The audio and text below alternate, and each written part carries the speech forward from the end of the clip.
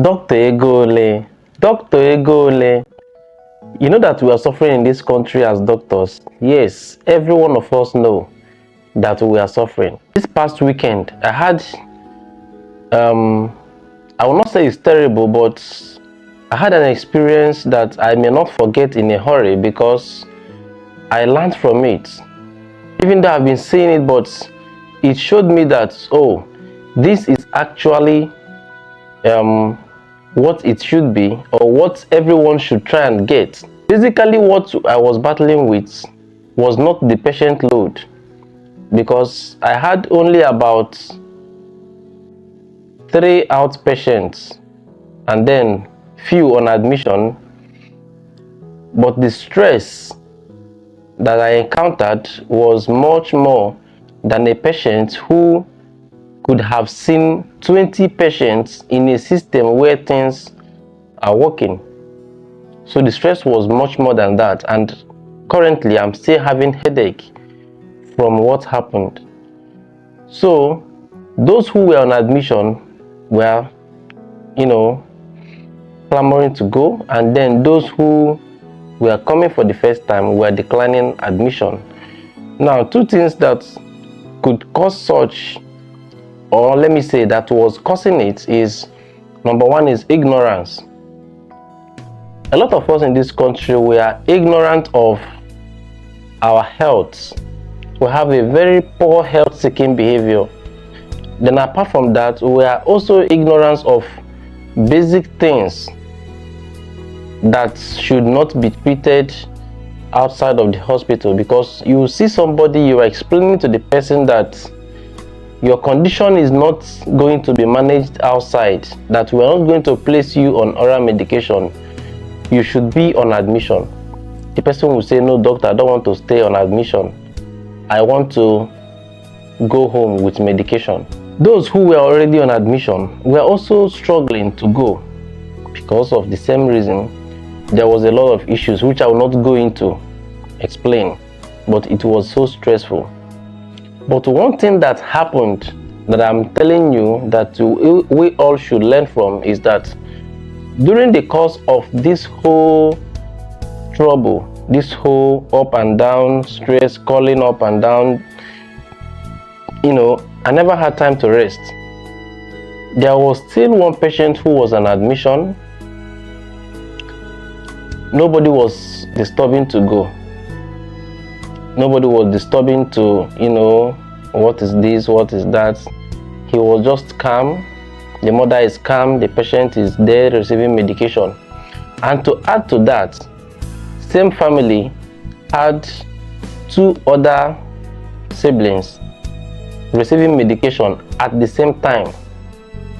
And even within, like after a day, another one started receiving medication too. Now, what do you think happened? Why were they not eager to go? Why were they not, declining admission, or fighting over bill, or fighting over they can go home? And number one thing is that I noticed the woman was very, very enlightened. Not too much to know medical terms, or no. Somebody who just was exposed, enlightened, and understand life. That is one. Then 2, they have money. Yes, they have money. But apart from having money, they are under health insurance. So there was no cause for alarm in terms of, what the money could be, what the bill will be. So the message from this is that if you have money, maybe an average person, and you can afford health insurance, please do. It will help you, because within the past 5 months, from January to this May, all the patients I have seen, if they are 100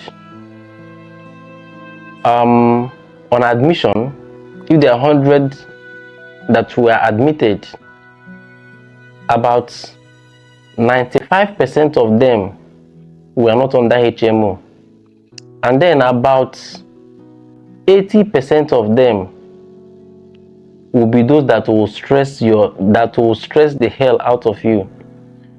Then about 60 to 70% are those that came as emergency and were very, very bad.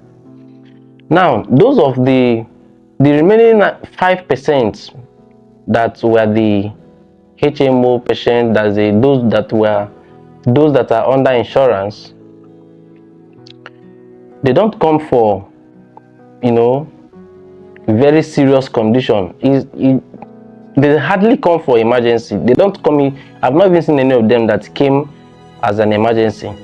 They will come, you discuss, you interact, okay, you send for investigation, you make your diagnosis, you offer the person admission because you know he or she needs the admission, and they will gladly accept. The child even looks very stable to them, they know. But they also believe that, yes, if the doctor says I will stay on admission, there is a reason for that, and they will not argue, they will stay. One, they are exposed. Two, they know that they are not going to stress in terms of funding for that care. So my dear, if you are an average person, you can, find a good health insurance company and register.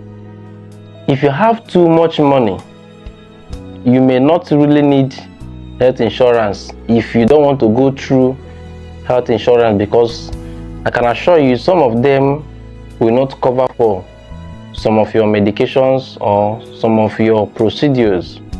But I know that some of them are still good, so you can make your inquiries, make your research, and find a good health insurance company and register with.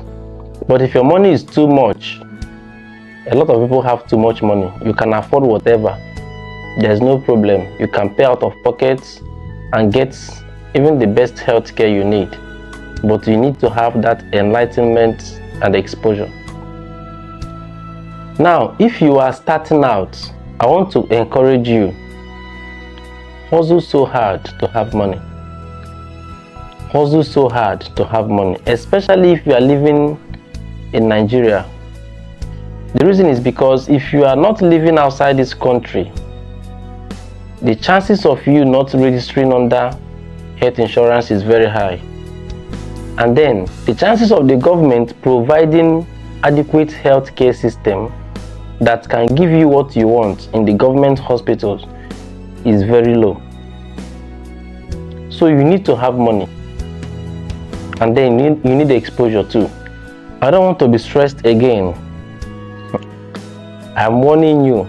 Send this message to your neighbors, those that bring dying patients, as in patients that is dying, about to die, just because they were ignorant. They should stop presenting late. The thing you should concern yourself with at first is to get the best care, even if it's not the best, but at least save the life by presenting early. Yes, present early to the hospital. It will help you.